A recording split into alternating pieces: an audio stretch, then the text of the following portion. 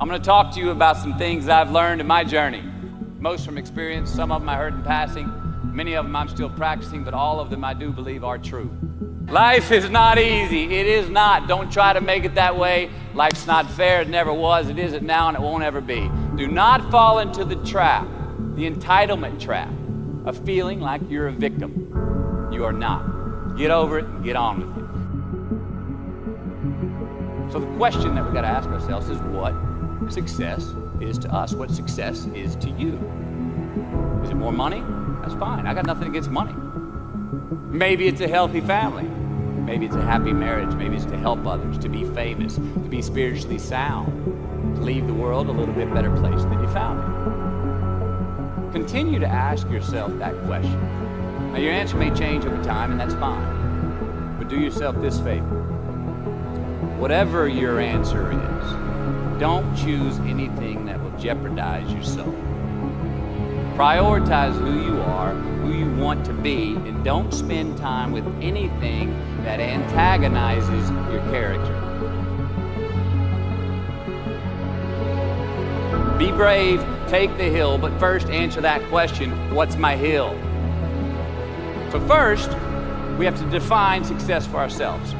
And then, we have to put in the work to maintain it. Take that daily tally. Tend our garden. Keep the things that are important to us in good shape. Where you are not is as important as where you are. It is just as important where we are not as it is where we are. Look, the first step that leads to our identity in life is usually not, I know who I am. I know who I am. That's not the first step. The first step's usually, I know who I am not.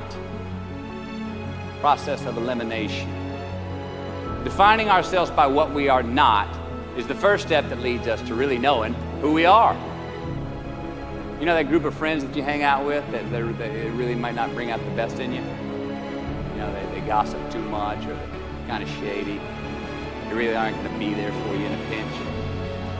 Or how about that bar that we keep going to that we always seem to have the worst hangover from? Or that computer screen, right? The computer screen that keeps giving us an excuse not to get out of the house and engage with the world and get some real human interaction. Or how about that food that we keep eating? Stuff that tastes so good going down, makes us feel like crap the next week.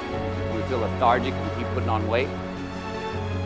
Well, those people, those places, those things, stop giving them your time and energy. Just don't go there. I mean, put them down. And when you do this, when you do put them down, when you quit going there, and you quit giving them your time, you inadvertently find yourself spending more time and in more places that are healthy for you, that bring you more joy. Why? Because you just eliminated the who's, the where's, the what's, and the when's that were keeping you from your identity. Look, trust me, too many options, I promise you this, too many options will make a tyrant of us all. All right, so get rid of the excess, the wasted time. Decrease your options. If you do this, you will have accidentally, almost innocently, put in front of you what is important to you by process of elimination.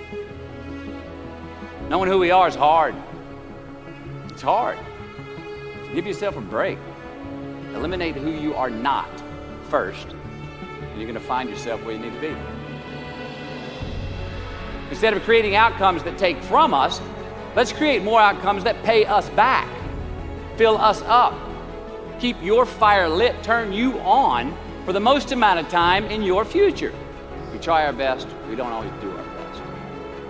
Well, architecture is a verb as well. And since we are the architects of our own lives, let's study the habits, the practices, the routines that we have that lead to and feed our success, our joy, our honest pain, our laughter, our earned tears. Let's dissect that and give thanks for those things.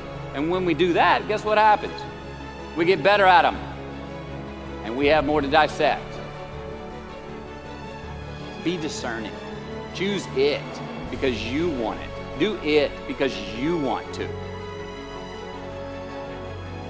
We're going to make mistakes. You got to own them. Then you got to make amends. And then you got to move on. Guilt and regret kills many a man before their time. So turn the page, get off the ride. You are the author of the book of your life.